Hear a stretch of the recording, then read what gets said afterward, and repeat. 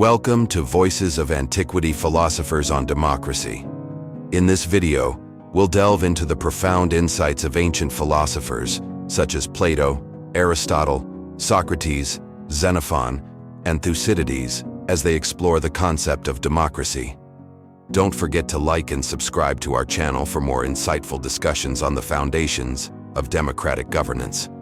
Democracy passes into despotism.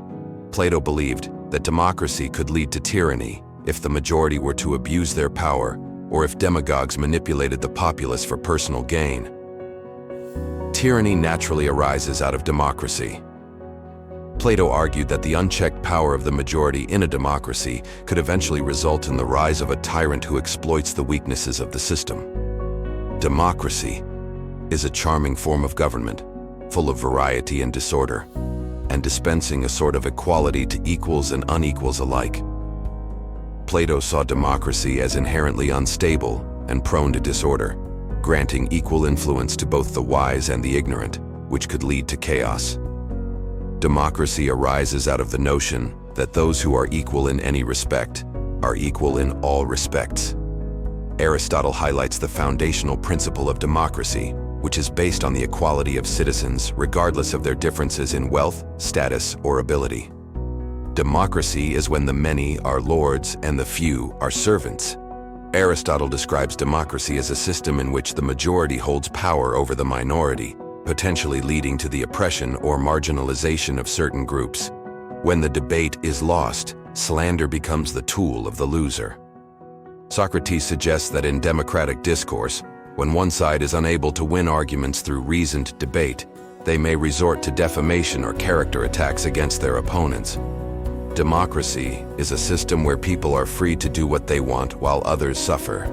Socrates criticizes the potential selfishness and lack of consideration for others that can arise in democratic societies, where individual freedoms may infringe upon the rights or well-being of others.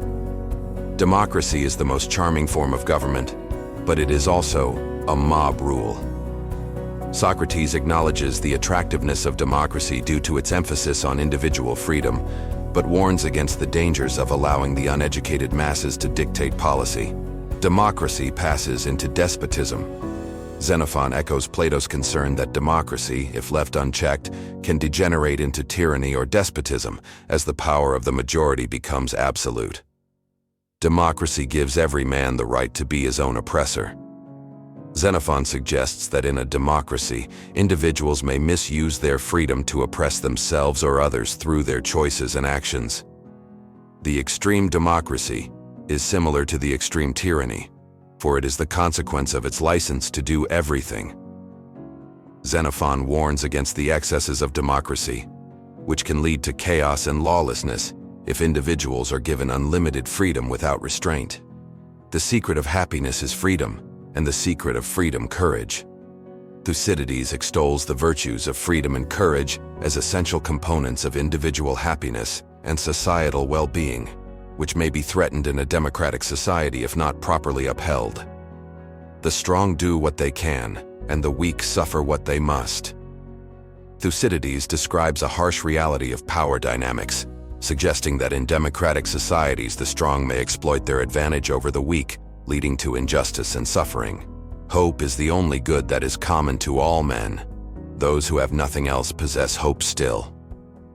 Thucydides recognizes hope as a universal human virtue, suggesting its resilience even in the face of adversity, which is relevant to maintaining morale and cohesion in democratic societies during times of crisis. Men's indignation, it seems, is more excited by legal wrong than by violent wrong. The first looks like being cheated by an equal, the second like being compelled by a superior. Thucydides suggests that people are more incensed by perceived injustices within the bounds of the law, as it feels like betrayal by equals, compared to overt acts of oppression by those in authority, which may be more readily accepted. Thank you for joining us on this journey through the perspectives of ancient philosophers on democracy. If you enjoyed this video, don't forget to like, share, and subscribe for more thought-provoking content. Stay tuned for our next exploration into the timeless wisdom of antiquity. Until then, keep questioning, keep learning, and keep seeking truth.